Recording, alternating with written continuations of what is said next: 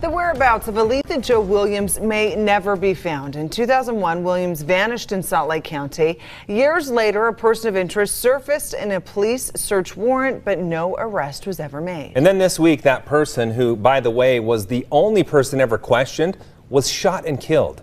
Each missing person has a family, and for them, the search continues.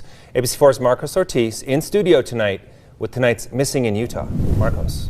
Well, the family of Aletha Jo Williams always believed that police just didn't do enough to arrest Michael Vincent for her disappearance. But just this week, Vincent was killed by gunfire, and the family may never get an answer as to her whereabouts. They know something, they obviously know something. We're out here. Hopefully it'll lead to something and get whatever happened. And if it was somebody that's done something to her, hopefully they'll get him. It was a ray of hope in 2014. Acting on new information, Salt Lake police searched the Jordan River looking for the body of Aletha Jo Williams. In 2001, she suddenly disappeared en route to a friend's house. It wasn't until months later that she was listed as officially missing. That day by the river, family and friends gathered, waiting for a sign. Whether good or bad, give us some closure so that we might be able to get over this and get past this, bring her home. About a month later, this man, Ricky Vincent, was arrested by police for obstruction of justice. Why do they say that you know the person of interest? Well, he's my brother.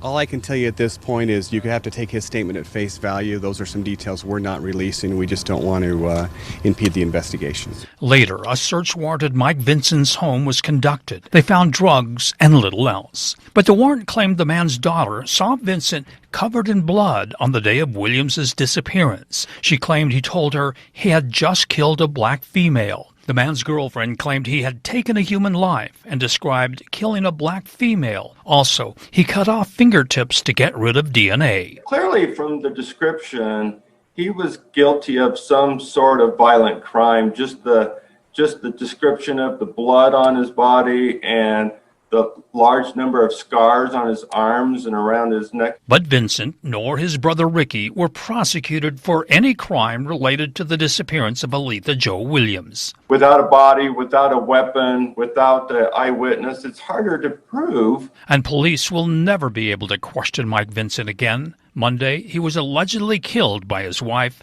at their business in Magna. I would never know what happened to my daughter. Who else would know?